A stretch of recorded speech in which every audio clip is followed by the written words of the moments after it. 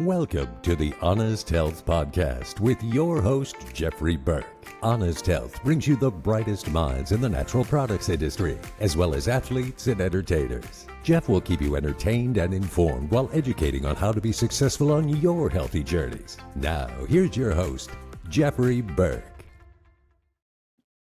Hello and welcome back to the Honest Health Podcast. My name is Jeffrey Burke and I'm so glad you're here.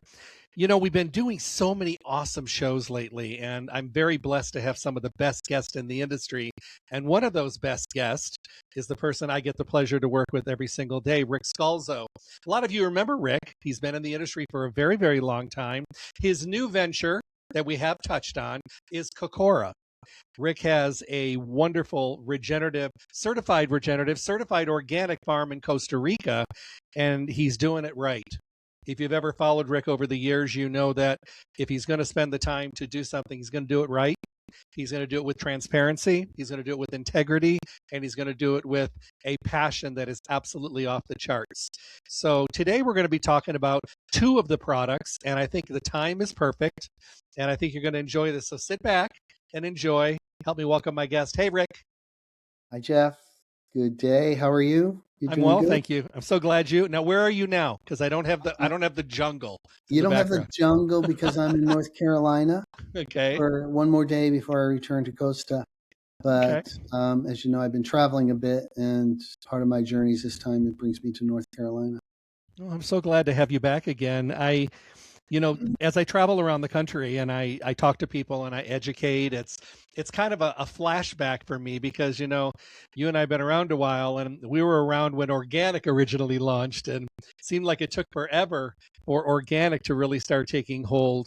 But it seems that this time with regenerative, I don't know whether it's under an essential nature or because with something we have to start focusing on, it seems like the regenerative agricultural conversation seems to be taking hold a little bit faster. I don't know. Yeah, I think we have a ways to go. I know that I was talking to my colleague over at Kiss the Ground yesterday, in fact, and, you know, he was telling me about where we are now with popularity around the term organic and the use of organics. And there's over 30% of people that are now aware and use organics.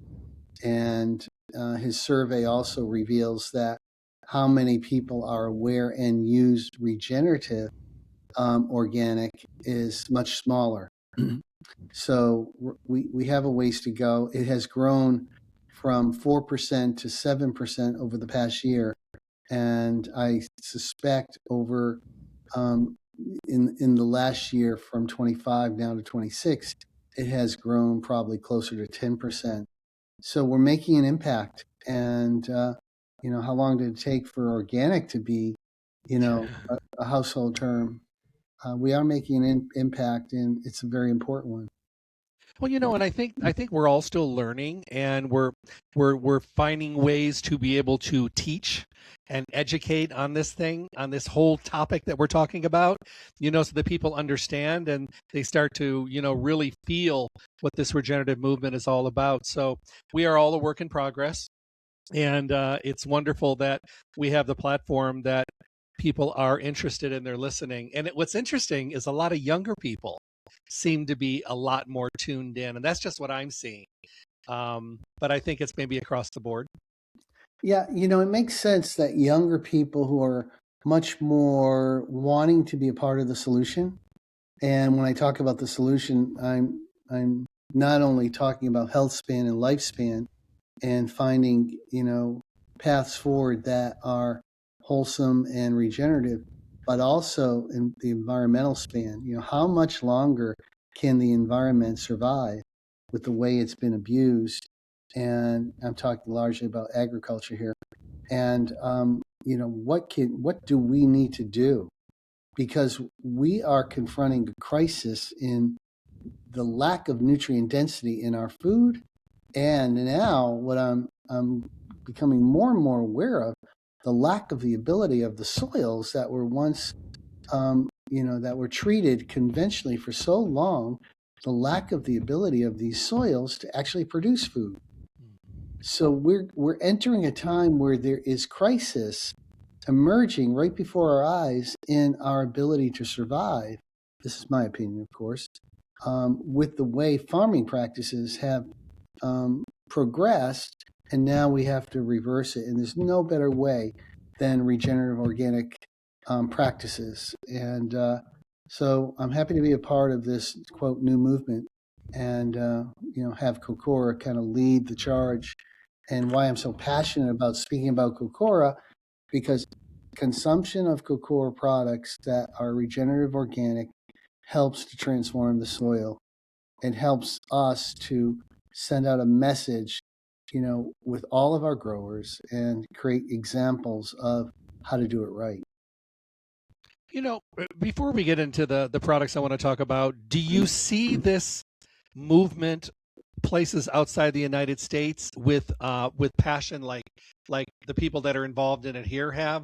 Is it catching on around the world, or are they slow to the point? It's certainly catching on in Central and South America. Mm-hmm. I think Europe is a little bit slower. Ironically, I hear in parts of the Middle East there is an emergence of regenerative awareness. There are, I want to say, I know hundreds and hundreds of farms all over the gamut, from food farms to coffee farms to cacao farms to medicinal plant farms to dairy farms now, and rice farms are regenerative certified in North, Central, and South America. So that's good progress. It's great progress. When you decided to start the Kokora company, how hard was it to decide what crops to grow and what products to manufacture? Well, it really was dictated by the fact that I'm in a tropical climate in Costa Rica. True. So growing a temperate crop, we tried, and they would grow, but I have a unique situation in Costa Rica where we get every day, 365 days a year, about 12 hours of sunlight.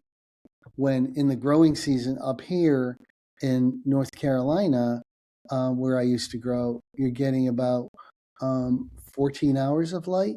And those extra 2 hours really make a difference in the crops. And down there, the same crop would go to seed much more quickly. It'd flower in a much smaller state and go to seed more quickly because of the shorter light cycle of the day. Huh. So, because I was going to say, because the products that you seem to have picked are the products that really hit home for today's population. I know, that may be just a fluke, because a lot of these products that people know and consume, like turmeric and ginger and ashwagandha, do really well in the tropical climate. Passion flower is another one. Tulsi, holy basil, is another one. They happen to grow really well down there, and I'm fortunate that they do. Well, it's wonderful, and I know the people that are using the products already are very thankful, and I'm hoping for the people that have not experienced Kokora yet that they soon will, and start to see that once again, all things are not created equal, and the transparency undertones of this company, I think, is quite amazing, and that people have such clean products that they get to choose from today. And I love that you use glass bottles. I love that you use vegan capsules, and I love that you keep everything as clean. But keeping it transparent in today's world, because people want things open and clean, and they don't want things hidden, because that's been going on for too long. They don't, but consumers aren't informed about the hidden in the products that they're taking, right? Yep. You talk about clean, and then I have to raise the question, well, what about, conventional excipients? Mm-hmm. And which are, for your listeners, I'm talking about magnesium stearate, silicon dioxide, maltodextrin. These are very read the labels. I'm saying this to the consumers. Read the labels of the products you've been buying, and see if some of these excipients, maltodextrin, magnesium stearate, silicon dioxide, see if they're in these products. And these are conventional, what we call excipients, binders, if you will, that companies use. And what they don't know, consumers don't know, is that about 40% of the capsule, that the capsule fill weight is excipients. Do you want to put these excipients in your body every time you take a supplement? So, Jeff, that means we have to find alternative ways of delivering herbal supplements, that are convenient, that are cleaner, as you say, and that really are, going to serve us in a way without what I call interference. The purity of the herb, the purity of the herbal extract, without any conventional binders, fillers, and excipients. And I think we have done that at Kokora by virtue of using a pure extraction, organic extraction process, and a pure concentration process with freeze drying. And so a very, very clean process all the way through, from seed selection, soil regeneration, to cultivation of the herbs, harvest, processing, drying the herbs, extraction, concentrating, and then further bottling, packaging. It's very, very clean all the way through. You know, I follow your travels because you do travel quite a bit. And I know last year, because I have a video that I use when I visit the stores on the elderberry, that you were actually there, and we actually got to watch you with the harvest, because we're going to be talking about elderberry today. We're going to talk about black elderberry syrup and oil of oregano, but you were there with the family doing the harvest. It was the coolest thing. And when I show people this video, they're like, he was there. I said, yeah, he was there. He was picking and plucking with the family. And it was and just such beautiful, beautiful elderberries. What was that experience like? Well, I talk about one of the tenets for regeneration these days is having community. And I was a living, witness to how these herbs are grown on a family farm, and how the community gathers around the celebration of harvest. And when I talk about community, I talk about extended family, children, neighbors, friends, and even their dog, how they all participated in this harvest. And I was there to participate, witness exactly, what it means to be in harmony and community. And I love that, because I think studying, being a witness to the longevity zones around the world, having your community that's alive and well and nourishing you is really important part of lifespan. So think about these herbs that we've put into the elderberry syrup, how they've been cultivated and harvested with the spirit of community intact. It was truly impressive to me. Well, it was so beautiful because I couldn't get by the color. It was the most beautiful, deep, rich black color of these berries. You could just feel all the polyphenols and all of the wonderful built-in antioxidant properties. They were just absolutely stunningly beautiful. Yeah, well, nature, as you know, nature is rich in pigments. I always used to say the yellow, orange, and red pigments. And, in our case with elderberries, the dark purple pigments, these are our friends. These flavonoids are our friends. They are very antioxidant, and they are rich in like things like carotenoids, and like carrots and orange and yellow sweet potatoes. They are rich in anthocyanins, which are the darker, more purple-like pigments. The yellow type pigments are very valuable, and we talk about turmeric and how the orange pigments, the curcuminoids, which are flavonoid-like molecules in turmeric, are they're all extremely beneficial in different ways. So we celebrate the colors of nature, in different ways, and they are all very, very good for us. You know, I was watching the conversation you were having with one of the members of the family, and he said it, of course, in Austrian, but then they translated it that out of respect for the medicine of the plants, that you take your hat off in reverence to the tree. And I thought that that was absolutely beautiful. It was a very special moment. I didn't expect that, but Mm. and I'd like to know more about that in the Austrian culture where these berries are grown. That how much reverence and gratitude they have for the elderberry bush, because it's a natural part of everyone's home.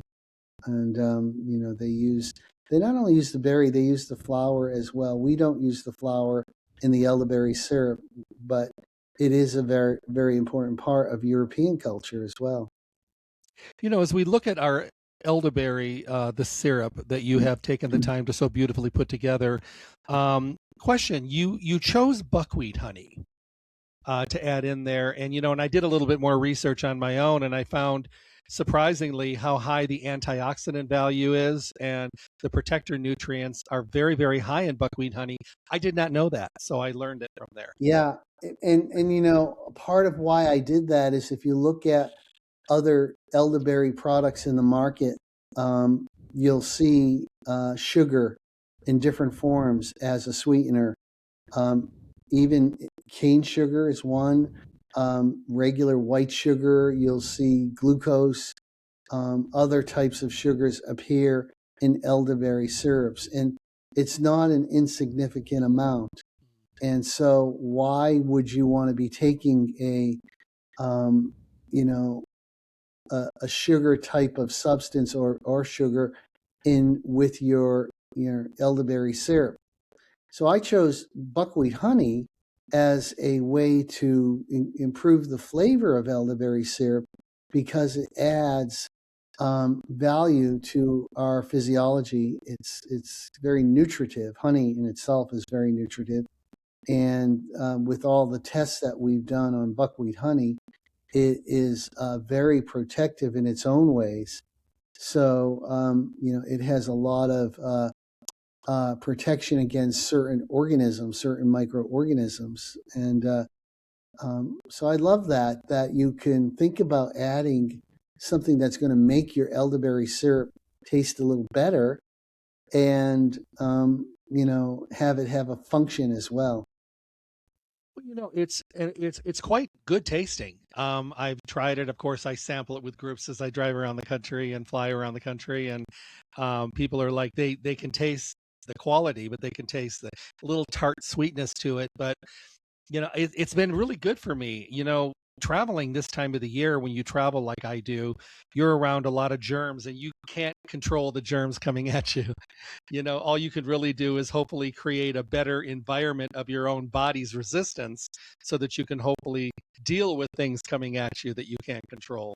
And I've been consistently using the elderberry syrup for a while now, and hate to use this slang word, but I won't leave without it because I'm afraid to, because I'm around so many different people. But you took this elderberry and this buckwheat honey, and you elevated it even farther with aronia berry. I mean, that's like another whole level. It's like putting an upstairs on a Yeah, house. you know, I want to do it right. And I was talking to this group right before we got on here, and they're from Europe, so they know all about elderberry, and it's kind of in their tradition. Um, but I was saying, you know, when Kokora, when I innovated the product, the elderberry syrup product, I put in 21 grams of fresh elderberry juice concentrate per dose. And that was about 25%, 20 to 25% more elderberry juice concentrate from fresh elderberries than a leading competitor. And but I didn't stop there. I chose to add almost an equal amount of aronia berry juice concentrate. The two are very, very compatible, and aronia berry actually brings a level of antioxidant value that even in itself exceeds elderberry. So when you look at the anthocyanin levels of aronia berry, and that's why it tastes so. When you take it, it's there. It just shows up for you the moment you put the spoon in your mouth. You are taking something that's going to go right to work, and protecting your system from all of these immune stressors that are in our environment. When I think about what you did, the visual in my mind, and of course I'm thinking what a value proposition for the customer and the consumer.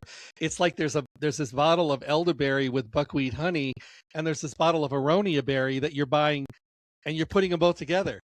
And it's just amazing because the effectiveness is going to be so much better, and there's going to be, I think, a much more successful outcome of using this product, whether you're using it on the long term or the short term.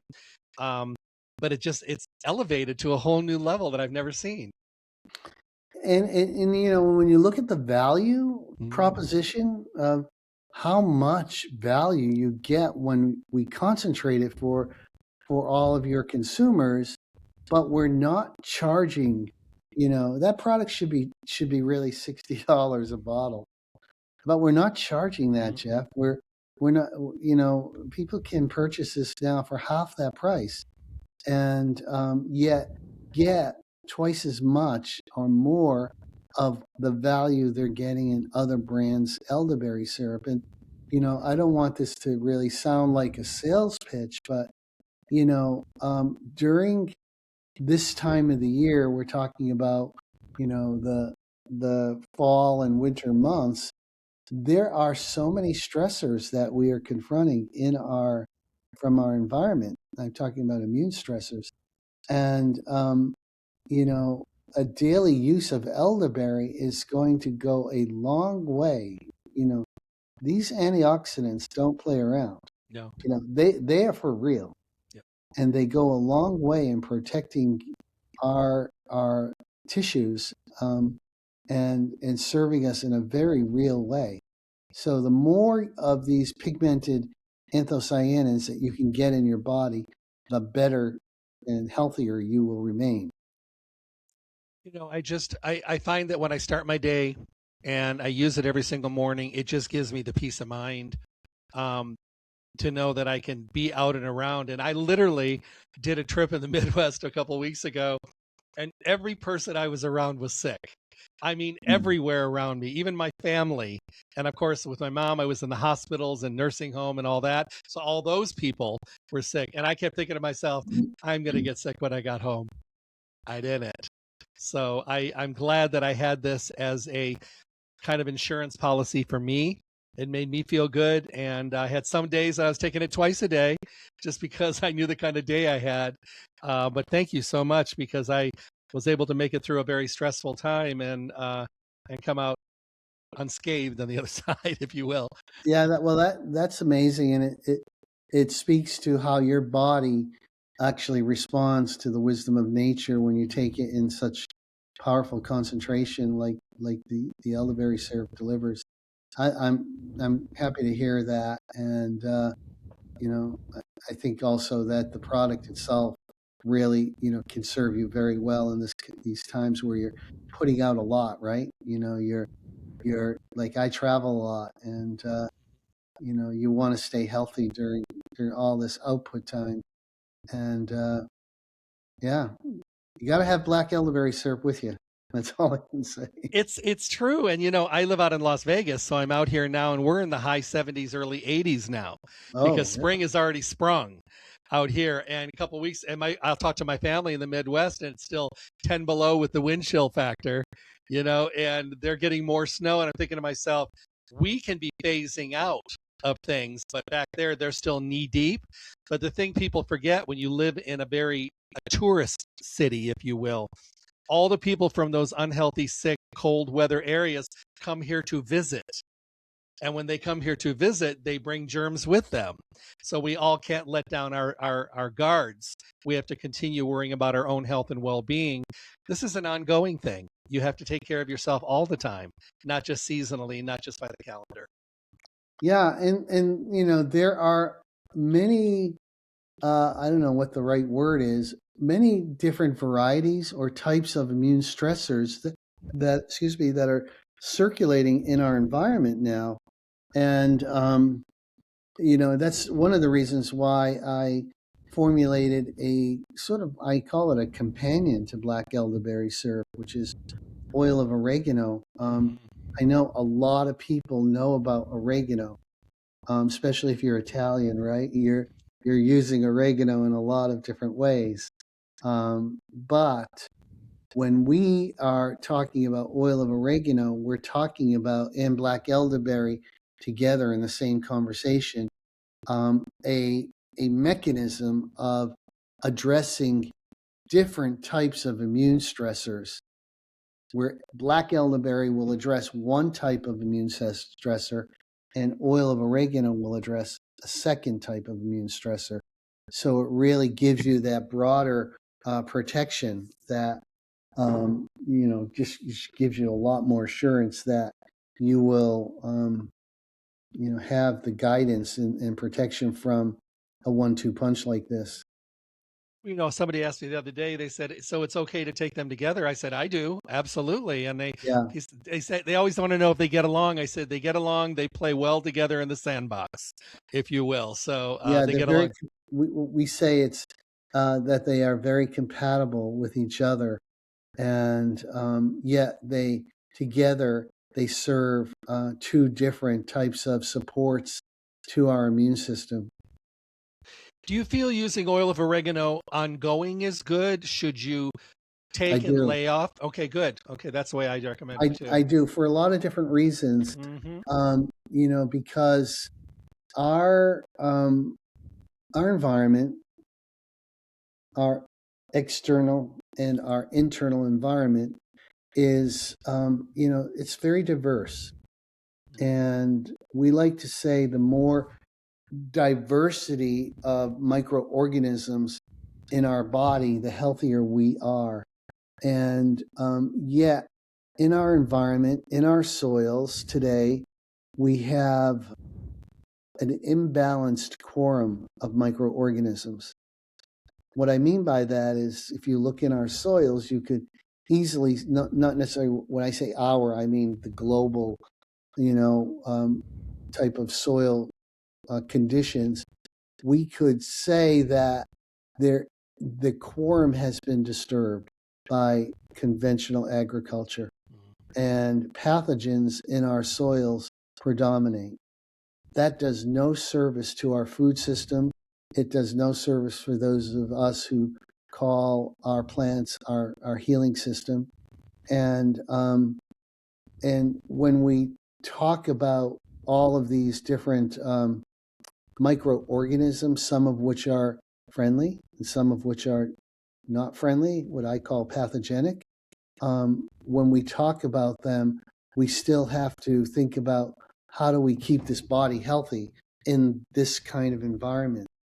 So now, Jeff, it's a discussion about the external pathogens or organisms coming to us from the environment, and then those that are internalized that need to be, the quorum now from eating foods that are laden with unhealthy organisms and soils that are laden with unhealthy organisms. Now we have to consider our gut to be out of balance as well. And, I know we've talked about gut health and we've talked about how to really restore gut health and maintain a healthy quorum in the gut. And when I speak about oil of oregano, so it not only addresses the immune stressors that are feeding us in our environment, or maybe not feeding us, but somehow affecting us from our environment. And, we then think about how oil of oregano can benefit to restore a healthy quorum in our microorganisms in our gut. So when you say you're taking oil of oregano and black elderberry syrup together, you're doing it for a 1-2 punch to support a healthy immune response on a variety of immune stressors. But what I do want to say to all your listeners that you're also doing it to support a healthy quorum in your gut microbiome. If you go into any drugstore today, there are actually full aisles of things for gastric disturbances and bloating and indigestion. So, unhealthy guts have just become so common day today. And I don't think people really know how to address their gut. They know how to cover up the symptoms that they're having from an unhealthy gut situation or dealing with their bloating and gaseousness and things like that. But when it comes to being proactive, I think that's where some of the links are missing. And I think, and it's a big issue. I mean, I talk to people all the time, and gut issues are big. It's multifaceted when you talk about the solution. The solution really has to consider the gut of the soil as part of the solution. The solution has to consider the different variety of food that you eat. The solution has to consider, how you chew your food. And the solution has to consider, how the time that you're eating your biggest meal in the day. And the solution must consider things that you don't even think about, like how much water do you drink in the course of the day? Also, like, yeah, there you go. Also postural things. So many of us have postural imbalances where our core is disrupted. How many of your listeners, and I'm going to ask and I'll never get the answer properly, but how many of your listeners have low back problems? And how much of that is posturally related, and how much of that is related to their core, to the muscles of their core and their stomach, which also affects the gut. So when we talk about gut health, it's a very big, all-encompassing conversation. But I do think that, it does start with the soil. It does start with, having honor and respect for the microorganism in the soil enough to grow our foods in living soil and not dead soil, and to grow our herbal support systems in living soil, in regenerative organic soil, so that we can reshape the quorum of our gut. It's interesting to touch on that postural thing that you were just talking about. I was watching a show years ago, and this gentleman was talking about posture, and he took 10 people out of the audience, all different ages, and he had a wall that was on stage, and he had all of them turn around and put their feet, so their calves, their thighs, their buttocks, their back, their shoulders, and their head touched the wall. And he had them hold that pose for about 30 seconds, and he had them take a step away from the wall and hold the pose. And everybody had a so uncomfortable feeling on their face. And then he said, okay, now let yourself fall into your comfort zone. And everyone went like this. And he said, that's how bad our posture is. And he said, because good posture does not feel comfortable because we have not had it for so long. So I'm in agreement with that. And you can't tell me that unhealthy posture doesn't affect your gut. Of course. Yeah. It's really true. So I'm glad we think about this and talk about it, because it's part of, we talk about regenerative life these days, and all the things we can choose to do to regenerate our life. And how many times does postural health enter the conversation? Good point. Good point. I want people to know that there are amazing products in our industry. All products are not created equal. All products do not encompass the same passion. I mean, you'll never hear me say anything bad about anybody. That's not who I am. But I think that if you're asking questions and you're having discussions, you will find the products that can make a difference. I think Kokora's products are groundbreaking and trend-setting at a time when we need that more than any other time. It's not just a good idea, it's absolutely essential for the movement of our planet moving forward, the movement of our soil, for our kids and our kids' moving forward, for reducing, carbon emissions in the environment, and using agriculture to sequester the carbon down into the soil and building healthy microbiome levels in the soil and producing crops of vegetables, herbs, and whatever we're growing that are above and beyond what we're used to today. And I think it's essential, and I applaud your mission. And anything you want to say about oil of oregano and elderberry we didn't say? Well, I think the important takeaway here is that the diversity of protection that the two together bring, and so we're not overlapping or being somewhat redundant by taking both of them together. There's definitely two layers of protection that are very different and very necessary in today's world. So I think that's one thing. And the other thing, just want to remind everybody how clean these products are.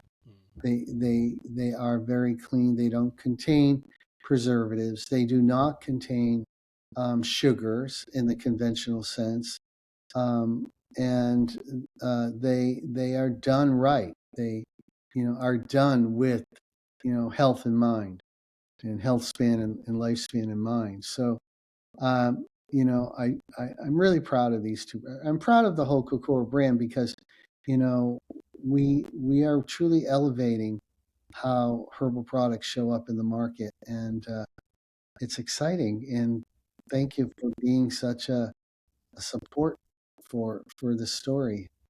Of course, it's at this late stage of the game in my life and my years, I was so happy to be able to find something that I could sink my teeth and my heart into on a mission and a journey. And it's amazing every single day. And people say, I've never met anybody that loves their job as much as you do. And I said, you probably won't, but that's okay. So to round out what we're doing today, I have a new question that I want to pose to you.